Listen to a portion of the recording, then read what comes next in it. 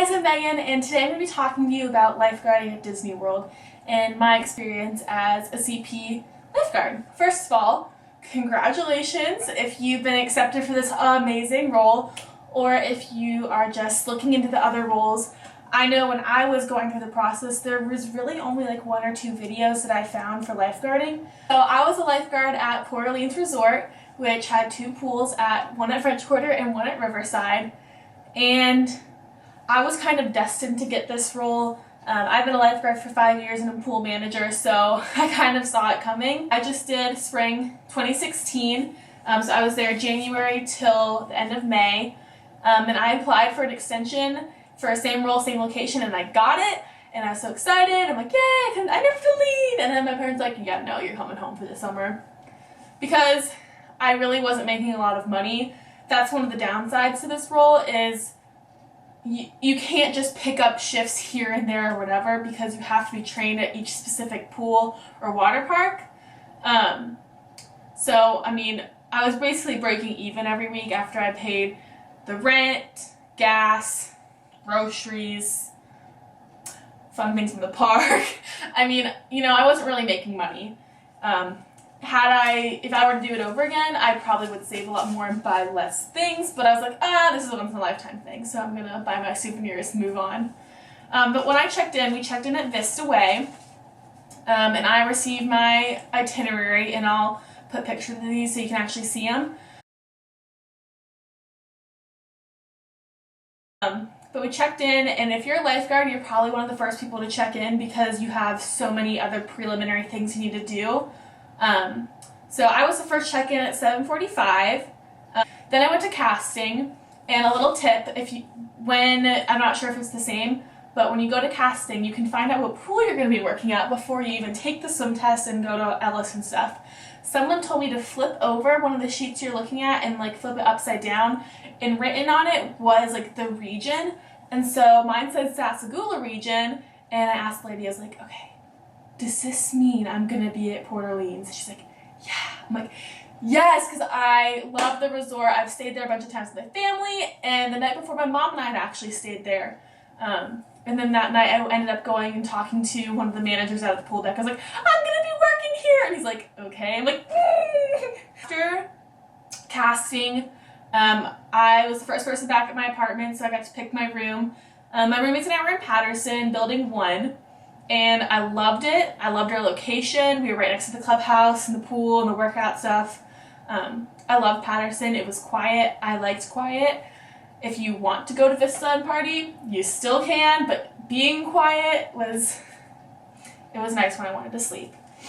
And then after that, I had to go back to Vista, and I did my drug testing. Basically, you just pee in a cup, hand it over, it's done is done. Then the swim test was a couple of days later.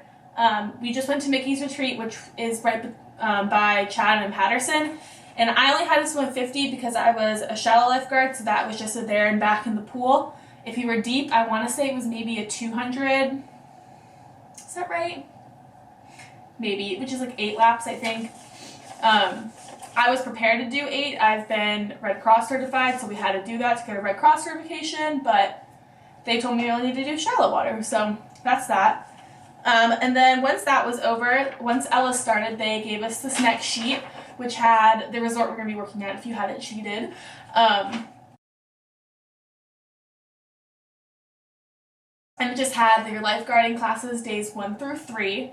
And in that time, you're going to learn, even if you already are certified, you're still going to do CPR, AR, AED, BVAC, backboarding, all the in-water stuff, all the out-water stuff, anything you can imagine, they will cover everything. It's from 8 to 5 every day, so bring snacks, bring coffee, you're going to be tired.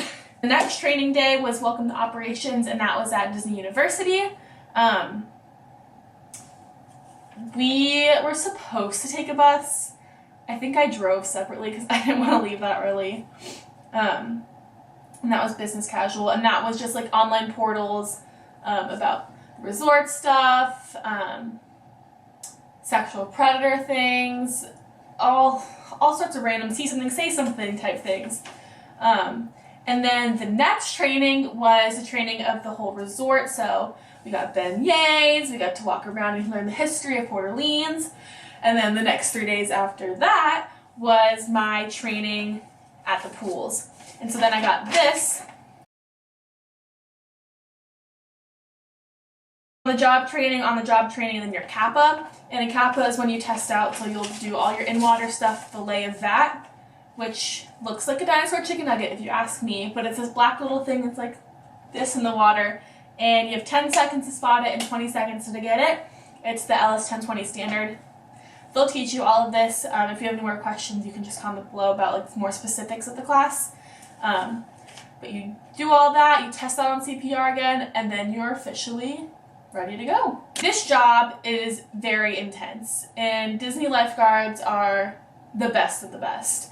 And you're held to that standard. The leaders will come out and vet you, but I mean, it's not hard.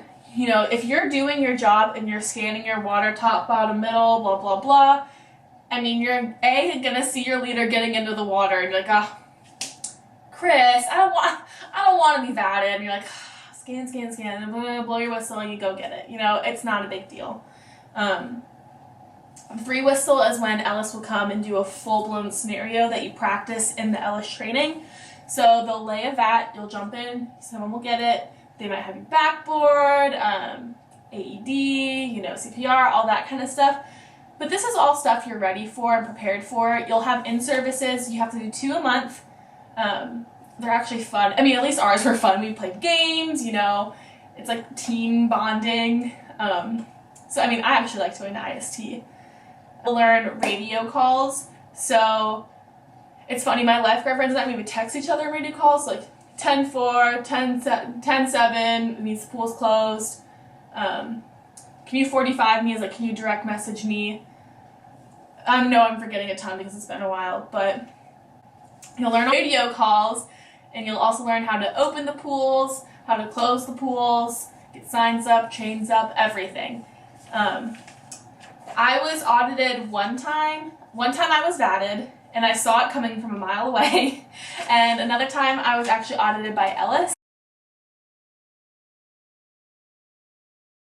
And it was just a visual audit. They came and like spied on us. Like we had no idea they were there. I mean, I'm doing my job, so obviously I'm not in trouble or anything. And they said, good job, Megan. Another thing that you will get to find out about is your costume. And it's comfy to an extent. So first is a one-piece swimsuit, then a white polo. You can do short sleeve or long sleeve. I did long sleeve in the winter, and then I kept one long sleeve in the summer because it helps, like if you can jump in or get wet, it holds the moisture really well and cools you down actually. And it also protects you from the sun. We did get free sunscreen, but I actually found that I never wore it and I never really got burnt. So, and then also board shorts. I would recommend wearing spandex in between your board shorts and your swimsuit because you will chafe, because you will walk like infinitely. I would walk 15 miles every shift, and my Fitbit was like so proud of me. That's another thing. I highly recommend getting a Fitbit because you always want to know what time it is so you're not late for the bump. And so you know how much longer you have on stand. So I'd be like, all right, it's been 3 minutes, which means I have this 20 minutes left, which means if I look around, you know, you do the math. And also to see how many steps you walk, which is fun. So I'll insert a picture of that. And then you're also required to wear sunglasses. I wore my brown Ray-Bans. They're a little small on my face and I've had them forever, but they work. So they just have to be Disney look like neutral color. And then your hip pack, which you'll get at Ellis. You'll write your name on it, and you'll put 2 mask towels on here for bleeding or whatever you might need it for. Gloves are in here, water bottle. They gave us a chapstick, which is somewhere in here. My CPR mask and my one-way valve, very important. And a resort telecast, which just has like, actually this one's kind of ruined because I jumped in with this. Okay. Which has phone numbers and park hours, stuff like that. And then you're also required to wear a hat.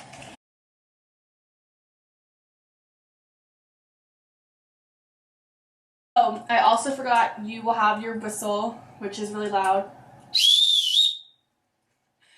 And then your name tag. So for shoes, I got away with wearing my Chacos. I am a Chaco girl over Tevas any day. And so before I got down there, I ordered just plain black Chacos with no toe strap. And I got away with these until the end of my program. Like, literally the last week, they're like, all right. So guys, unfortunately, she can't have those shoes. You can't have those shoes, you know, calling everyone out. I was like, listen, I'm not getting new shoes. I have 3 shifts left, like, whatever. So I got away with these, but Tevas would also be fine. They're not included in the free shoes though, which kind of sucks. But when you're sweating, and like, believe me, your feet are gonna sweat, you're gonna get splashed on.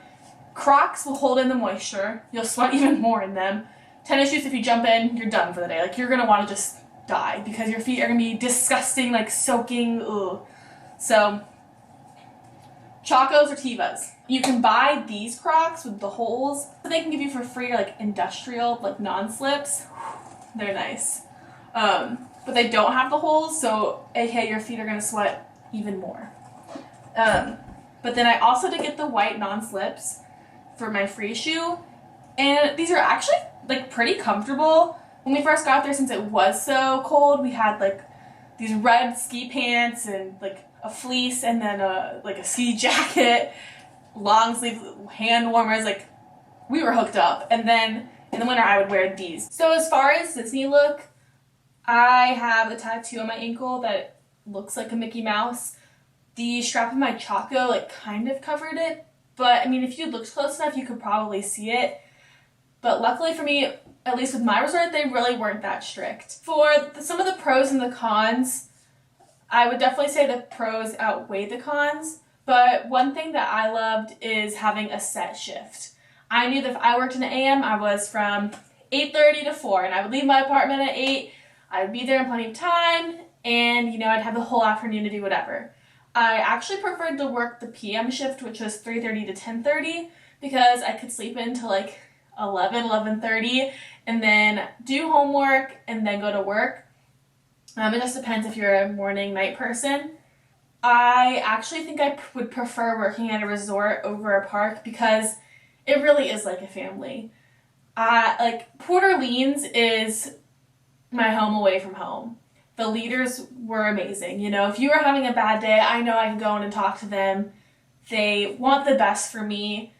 And, you know, they treat us that way. You know, we'd come in from a night shift and they'd have Mickey cookies and, you know, Mickey ice cream bars sometimes. Or they would give us Powerade on a super hot day. Like, they don't have to do that. They kept electrolyte popsicles in the freezer. We would definitely fight over those. And also, since I left, they got a slushie machine, and I'm so mad about it. But, you know, having leaders that care makes a huge difference when you're going to work and knowing that they appreciate you. Now, on the flip side, they're also not always out on the pool deck.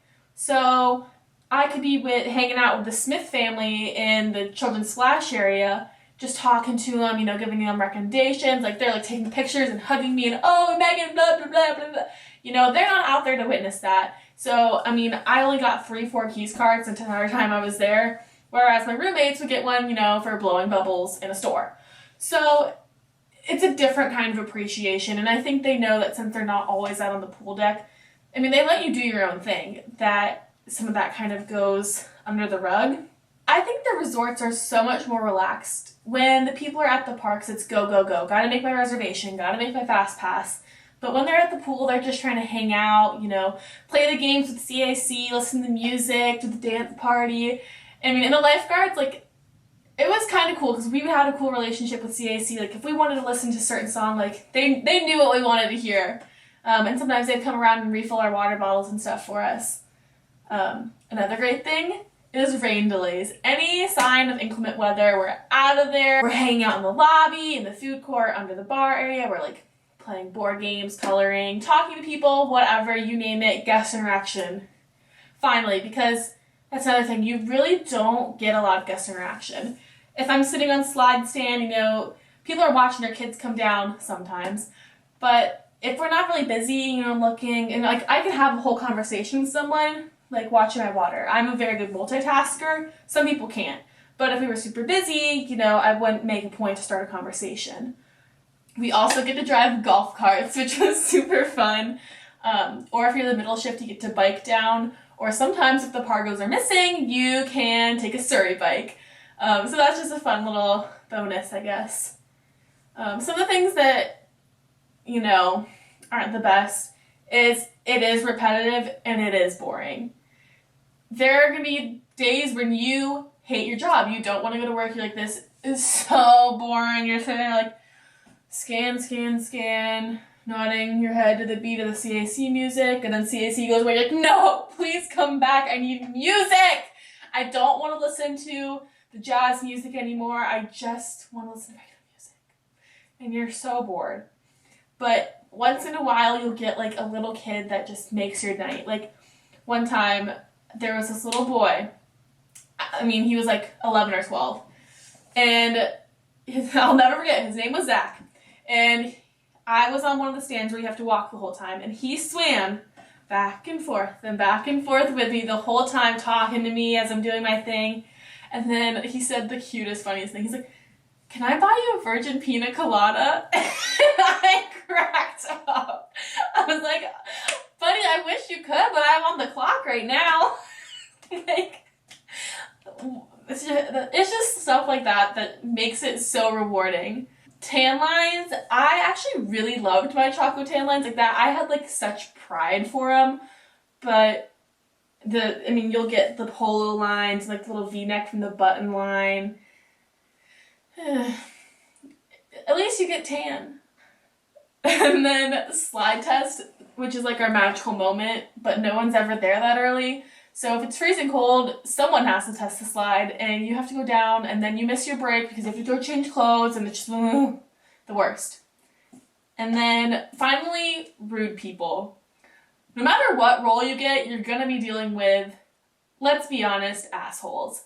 People are very entitled, and whatever you do isn't good enough for them. They will try to take advantage of Disney like no tomorrow. Like, for example, some lady wanted something from me for getting her grandson out of the water. So he goes down the slide. I'm like, crap, he can't swim. He's caught on the current. It happens all the time. I get him out, bring him to the side, and the grandma's like, why did you do that? He could swim. Blah, blah, blah. It's like, I'm sorry, ma'am. Unfortunately, it looked like he was struggling, so it's just protocol. I went and got him. No problem, no worries. Everything's fine. We have complimentary life jackets right over there. Disney Point, Disney Smile. And she snatches him out. She's like, I need to talk to a manager. I'm like, Rec 7 from French Quarter slide. And they come out, and she's demanding that I ruin her vacation. I'm like, sorry. The manager's like, nah, whatever. So you're gonna deal with those people no matter what role you get. But all in all, I could not think of a more fun way to spend a semester, honestly. Between going to the parks whenever I wanted, going to the water parks, going to ride Tower of Terror 6 times before work, going to work. There were days when I hated work, but overall, the people that I worked with are my family. You'll bond with all the CPs that are there. You'll drive them home. You'll drive the internationals home. One of my friends that now lives in New Zealand, he did the program, came here after his ended to my house, and was here for a whole week before he flew home. Another friend, she lives in Myrtle Beach. I'm in Charlotte, North Carolina. We see each other all the time. You just have all these connections all over, and it's just so fun. Which is why I'm actually moving back down to Florida, and I'm transferring to UCF for spring 2017. So I hope that I'll get to work with the company again just part-time. And honestly, as much as I would like to try something new, I really wouldn't be mad about working at Port as a lifeguard again. It really it's my home away from home. So if you have any questions, feel free to comment down below, and comment, and subscribe. Thanks, guys.